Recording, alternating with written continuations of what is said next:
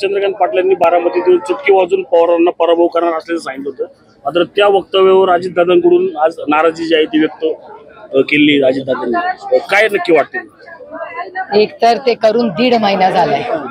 ते वक्तव्य 1.5 महिन्यापूर्वी केलं होतं आणि आम्हाला वेदना देणारच होतं. कारण का ज्या पद्धतीने म्हणजे मलाही तेव्हा वाईट वाटलं होतं की चंद्रकांत दादा असं का म्हणतायत की शरद पवारांना संपवायचंय आम्हाला, हे शब्द होते. आणि 1 महिन्यात कोणीच काही बोललं नाही त्याच्याबद्दल. 1-1.25 महिना झाला या गोष्टीला. आणि ही प्रवृत्ती जी आहे शरद पवारांना संपवायचं, हे धक्कादायक होतं. कारण का एक सशक्त लोकशाहीमध्ये संपवायची भाषा नसते.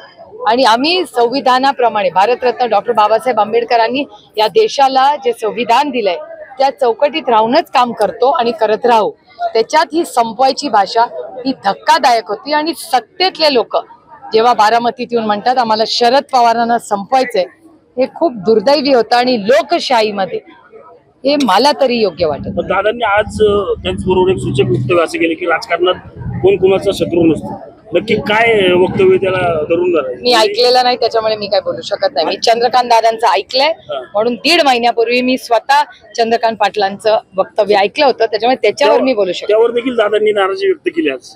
ते मला माहिती नाही, पण 1-1.25 महिना झाला हो. पण एवढ्या उशिरा दादांनी व्यक्त होणं कसं पाहता याकडे? मी तुम्हाला खरं सांगू, महागाई, बेरोजगारी आणि भ्रष्टाचार आणि बारामती आणि पुणे जिल्ह्यात अनेक भागात असलेला दुष्काळ या कामामध्ये मी इतकी व्यस्त आहे की मला बाकीचं फारसा वेळ मिळत नाही करायला. शरद पवारांची तब्येत ठीक नसताना त्यांना भाषण करायला लावलं जातं असं अजित पवार वारंवार आरोप करतात.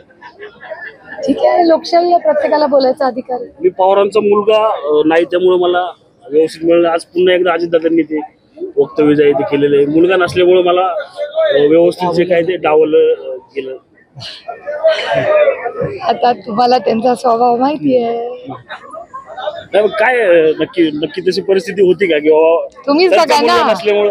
तुम्हीच बघा ना, कुटुंबात तसं तुम्ही बघा ना कुणाला काय मिळालं हिशोब तुम्ही करा. तुम्ही खूप हुशार आहात, तुम्ही रोज डेटा करता ना अनालाइज. मग माझं करिअर बघा आणि दादांचं करिअर बघा. सो इझी, कोणती बडी बात आहे उसमें.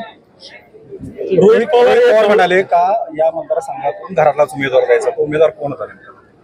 या मतदारसंघातून घरातलाच उमेदवार द्यायचा होता. कुणाला?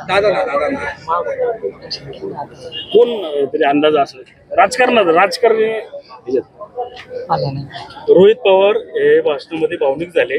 त्याची वारंवार टीका करतायत भाषणामध्ये अजितदादा पवार आणि ते रडतायत. त्याची व्यक्त सुद्धा केली जाते.